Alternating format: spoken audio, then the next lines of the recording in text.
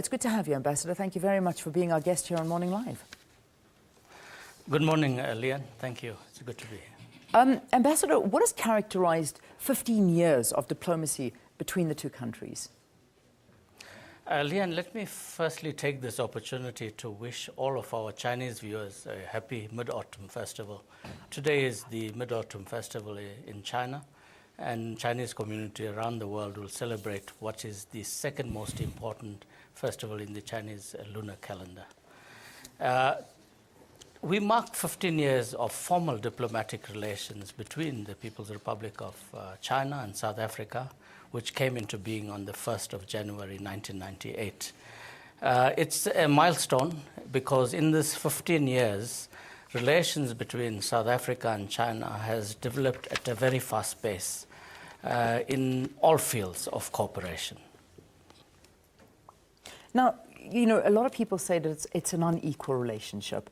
You know, with China seeming to benefit a lot more from Africa than Africa actually benefits from China. What is your perception of this? I think it's not quite a correct statement to say it's an unequal relationship. I think when that statement is made, it's made in the context of trade figures. Because from the very beginning, China and Africa, and as well as China and South Africa, we were very clear that this is a relationship between equals. And this is said in the numerous declarations we have signed whenever we've had high-level visits.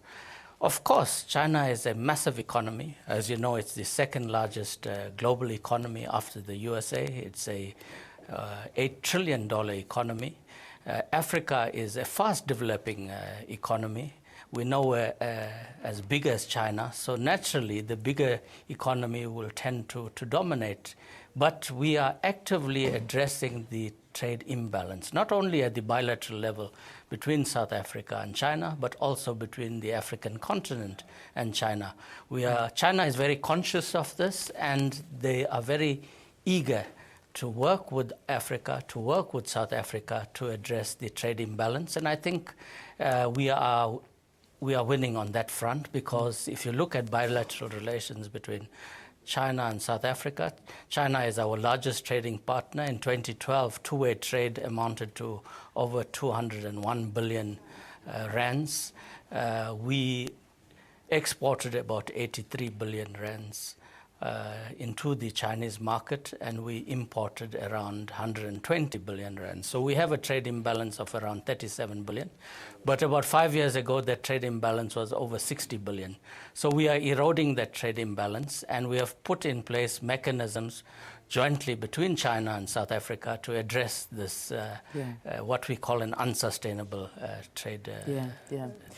Politically, obviously, we were always talking about the trade between the two countries, which is massive economic spin-offs. What about the political situation, though?